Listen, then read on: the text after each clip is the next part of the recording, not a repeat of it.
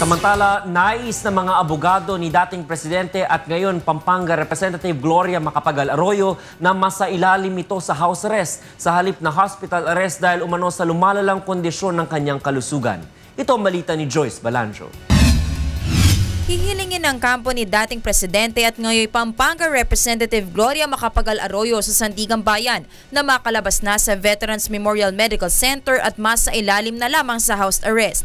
Ayon sa kanyang abogado na si Attorney Modesto Ticman, kailangan ikonsidera ng korte ang lumalalang kalusugan ni Arroyo.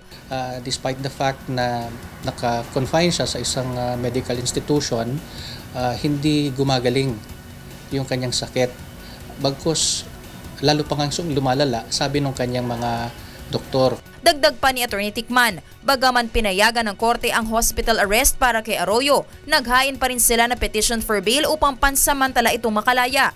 Ang 4 na bail petition ni Arroyo, hindi pinagbigyan ng korte. Ayon sa Sandigan Bayan, nakaharap sa kasong plunder ang kongresista at hindi ito maaaring mabigyan ng ilang pribilehiyo. Sa kabila nito, susubukan pa rin ang kampo ni Arroyo na umapila sa anti-graft court. Nagkaroon kami ng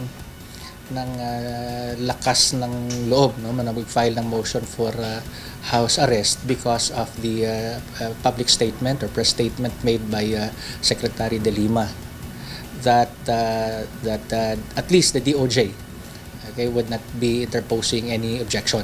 Samantala, nito lamang February 26, inakyat na ni Arroyo sa United Nations ang kanyang apila na makalaya upang makapagpagamot sa ibang bansa. Ang abogado ni Arroyo na si Attorney Amal Clooney ang nag-request sa UN na irekomenda sa gobyerno ng Pilipinas na payagan itong makalaya dahil ang patuloy na hospital arrest sa kanya ay paglabag umano sa kanyang civil and political rights. Look, the Philippine government is a signatory to the International Covenant on Political and Civil Rights.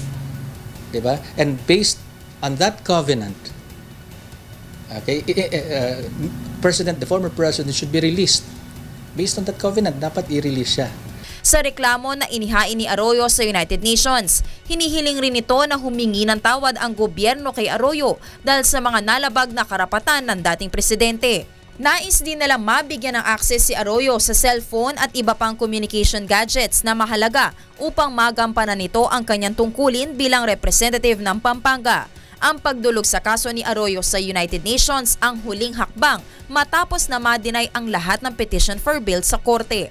Ito ay sa kadahilanan na na-exhaust na namin lahat ng legal and domestic remedies dito. Lahat ng petitions for bail namin na-deny.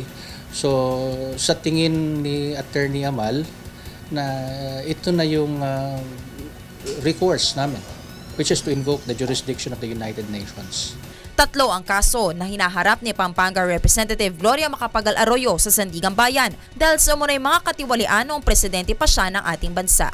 Joyce Balancho, UNTV News, Worldwide.